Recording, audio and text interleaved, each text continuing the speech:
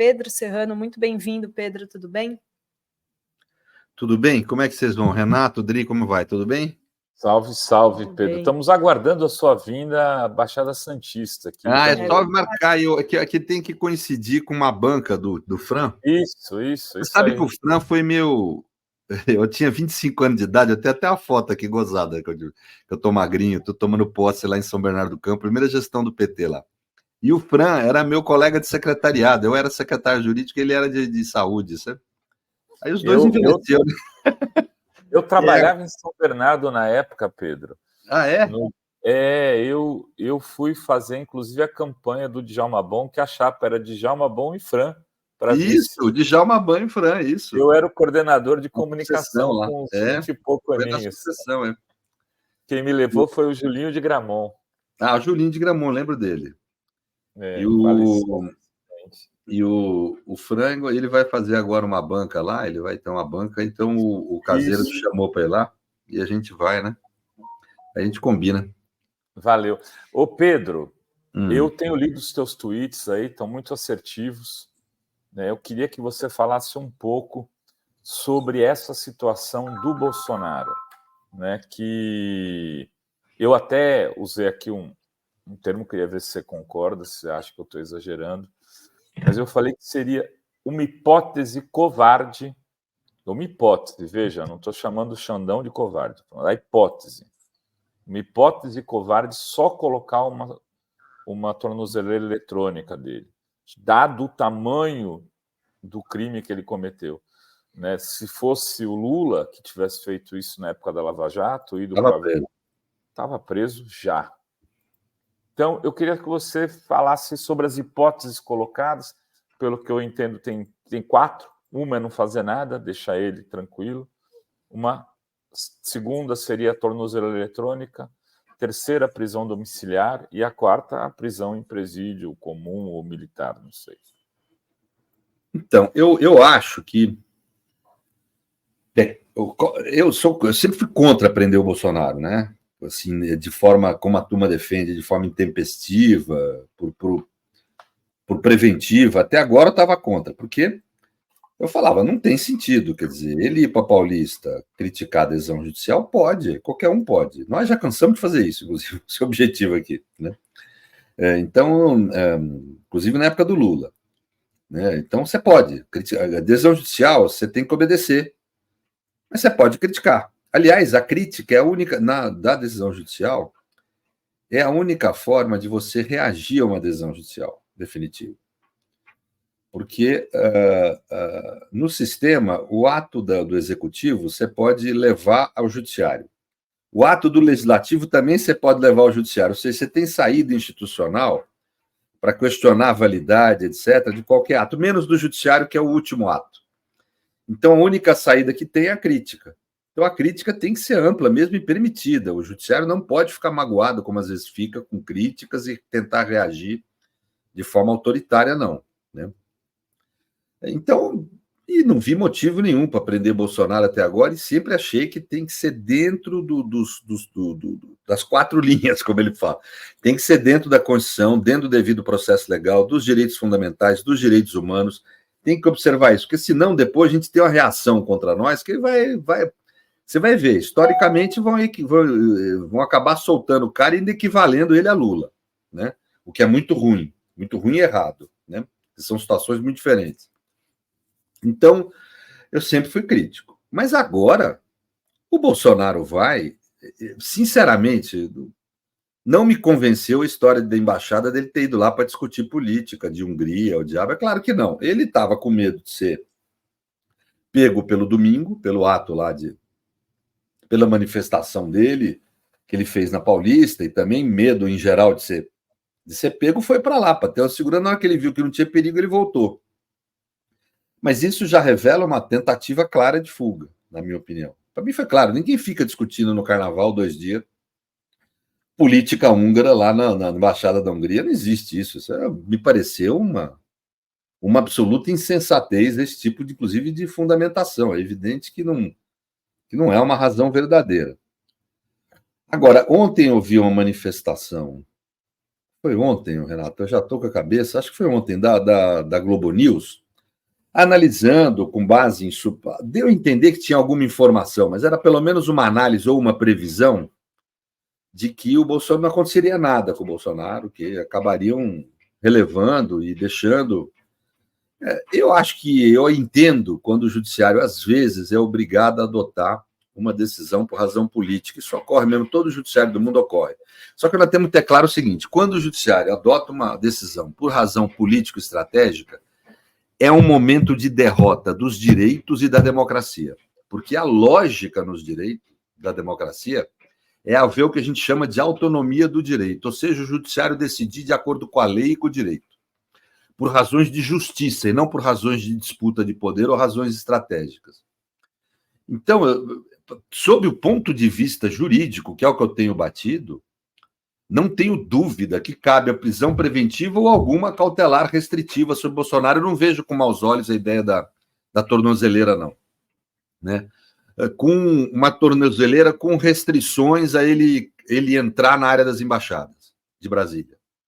Eu não vejo com maus olhos isso, não, porque pode ser nessa situação que está o Supremo, etc., tal, que está com essa avaliação de que não quer mexer muito na água agora, então tudo bem, eu acho que pode ser uma solução boa intermediária. O que não pode haver, na minha opinião, é isso que estão anunciando aí, ou prevendo, que é não haver reação nenhuma.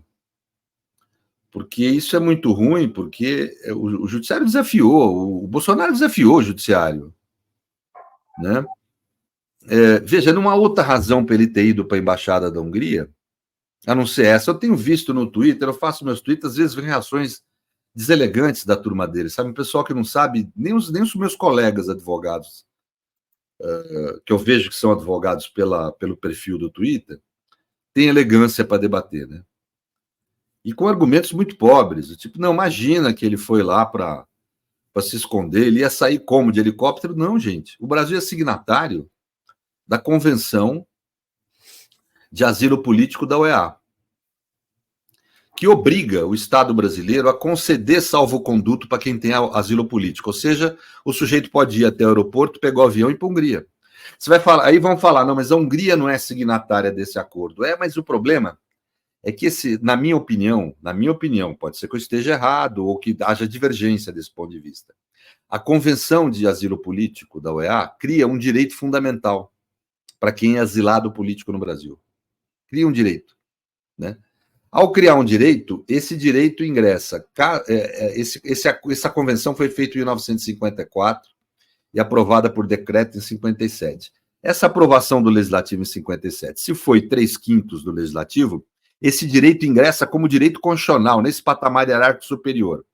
Se não foi 3/5, entra como direito supralegal, acima da lei, ou seja, um direito da pessoa, na minha opinião, no Brasil, quando recebe asilo político de um país estrangeiro, mesmo não sendo subscritor esse país do acordo da OEA, eu acho que como cria um direito, há um direito desse sujeito que recebeu o asilo a receber salvo-conduto para ir até o aeroporto e ir embora.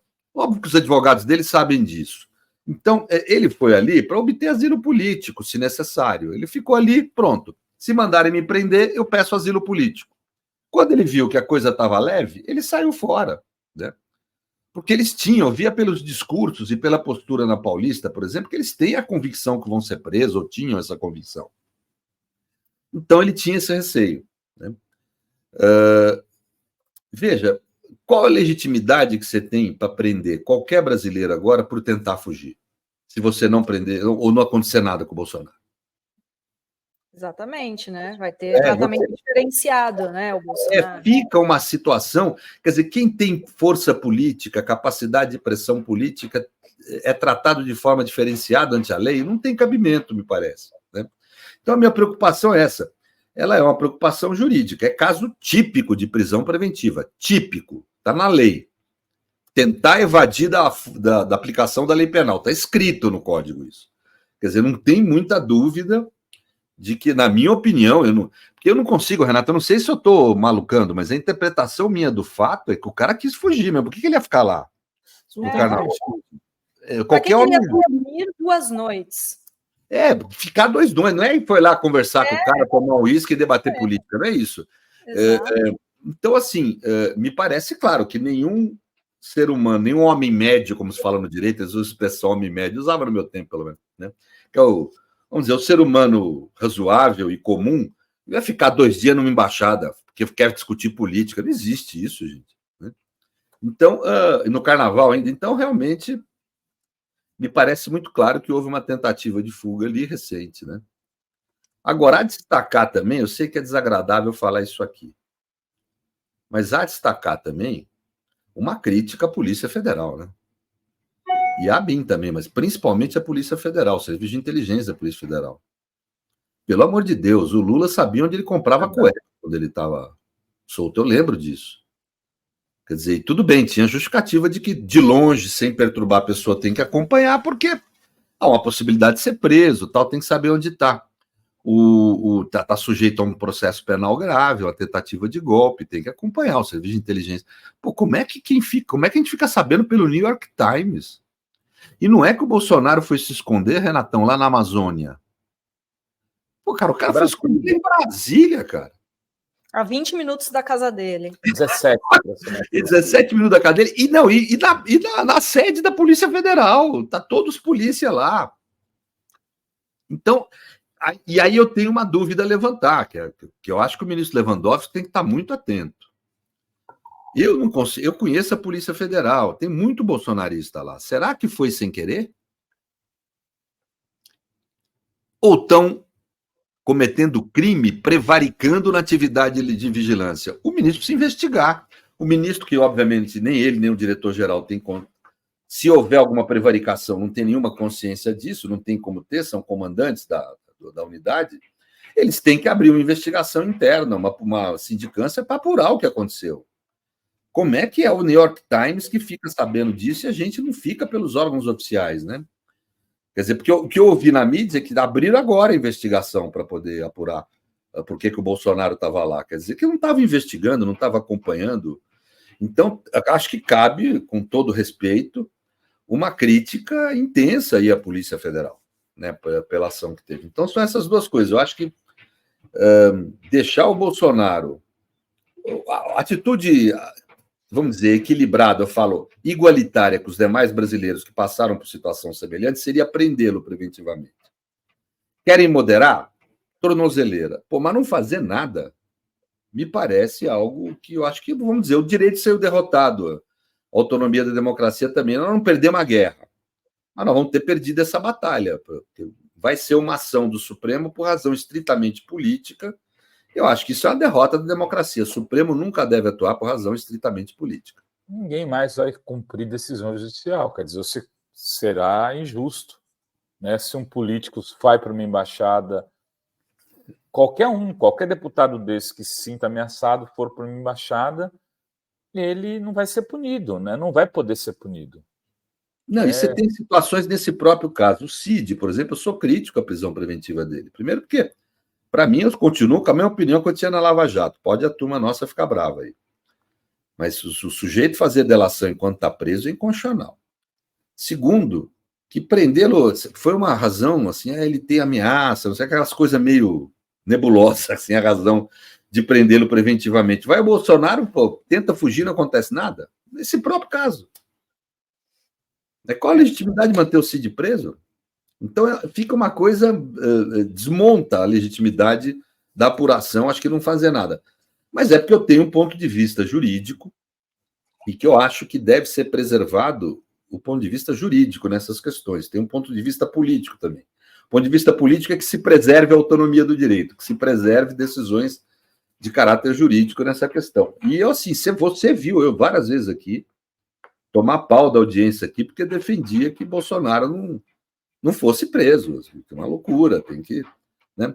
O pressuposto que o Supremo tem em querer mantê-lo na rua, pelo que eu entendi da análise lá da Globo News, se for correta essa previsão da Globo News, ninguém sabe se vai ser ou não.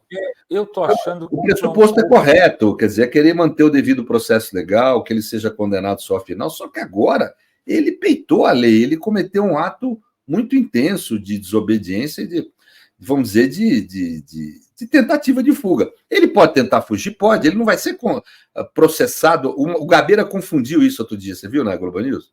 Uhum.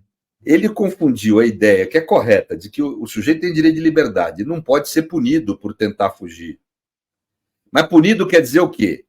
Ele não vai ser processado e condenado por um crime de tentativa de fuga. Isso não.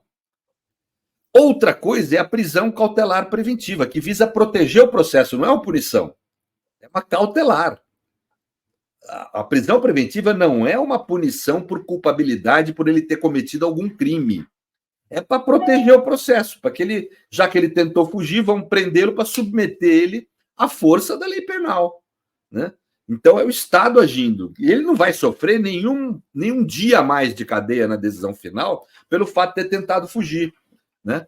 Agora, isso não se confunde por dizer ele tentou fugir, não prende preventivamente. Ao contrário, a lei penal fala para prender, claramente, né? Então, realmente, ele desafiou aí a lei penal, né, na minha impressão. Agora, o Alexandre pode não prender, eu entendo as razões que levam o ministro Alexandre a não prendê-lo. É uma preocupação estratégica com o caso, né? Não acho que isso significa covardia dele, francamente. Não, eu acho que é uma preocupação para que se preserve uma eventual condenação final, caso demonstrada a materialidade e a culpabilidade do Bolsonaro na questão, ele seja condenado afinal e preservar a legitimidade dessa condenação, caso ocorra essa demonstração, né? Então, acho que essa aqui é a preocupação do Alexandre. É uma preocupação válida, só que eu acho que tinha que ser mais jurídico na decisão e menos político. Só isso, porque eu acho que toda vez que a gente é político, enfraquece a democracia. É óbvio que, para mim, é sempre preferível errar soltando do que errar prendendo. Isso é uma postura minha como garantista, tal, né? Mas, de qualquer forma, é isso. Agora, o que estão dizendo é que o processo do Bolsonaro vai ser rápido, que até julho a Polícia Federal Cacai deve terminar. Disse isso aqui, né, Adri? Isso deve terminar o relatório, é aí que ele deve ser indiciado, e aí a PGR deve denunciar rapidamente em agosto, e que o julgamento deve ser rápido no Supremo Tribunal Federal, e aí ele não vai ter não, mais... É rápido, eu nem sei se vai ser tudo isso, porque tem que ver se tem materialidade e culpabilidade, eu não vi o inquérito para saber, né? Para poder denunciar e depois, eventualmente, para poder condenar. Mas se houver o processo, vai ser rápido, porque é uma instância só, você não tem recurso, né? Todos esses casos lá do golpe são casos rápidos, porque eles são julgados apenas pelo STF. Porque o regimento do STF, desde muito antes do golpe, sempre previu que quando você tem o crime cometido na sede do Supremo, compete ao Supremo investigar e processar, né? E o crime foi cometido na sede do Supremo, quebraram o Supremo lá, né? Então, vamos dizer, a competência do STF é uma instância só, então rápido vai ser mesmo. Eu tenho falado isso faz tempo aqui, né? Que as pessoas, não, mas não tem. Eu falo, pô, espere o julgamento final, vamos fazer a coisa certa, e não vai ser demorado, porque é uma instância só. Mas o que está em questão não é demorado, não é a pressa em prendê-lo. Tem que prender se houver materialidade e culpabilidade, senão não. Senão tem que ser inocentado, né? Não é essa a questão. O problema é que ele descumpriu a lei. Vamos dizer assim, não é que ele descumpriu a lei, ele se sujeitou a uma prisão preventiva quando ele tenta fugir. É um direito dele tentar fugir, mas quando a pessoa tenta fugir, é dever do Estado prender, tomar medida com relação a essa tentativa de fuga dele. Eu acho a tornozeleira, não é talvez o que faria com qualquer outro brasileiro, mas pelo menos faz alguma coisa. Melhor do que não fazer nada, Renato. Porque o que estão falando é que não vai fazer nada. Então, agora eu queria só... Eu tô achando que a Globo está fazendo campanha para que não faça nada. Eu vou fazer um Fala Rovai. Entendi, não é uma previsão, é uma estimulação. Sentido de campanha. Não façam nada. Por que motivo? Ela escondeu a denúncia do New York Times, deu 1 minuto só no Jornal Nacional. Imagina, isso seria breaking news, entraria repórter da Embaixada Húngara, os caras iam pôr o repórter do jornal do New York Times falando em todos os programas, contando a sua matéria, e simplesmente eles estão colocando seus homens e mulheres de confiança para descredibilizar a reportagem. Tá ali o Gabeira, fala, imagina, o Bolsonaro tem o direito de estar pressionado. Tá a Catanhede fazendo onda e querendo a fonte do repórter. Que é isso? Ela sabe, jornalista, entregar a fonte, cara. Loucura, hein?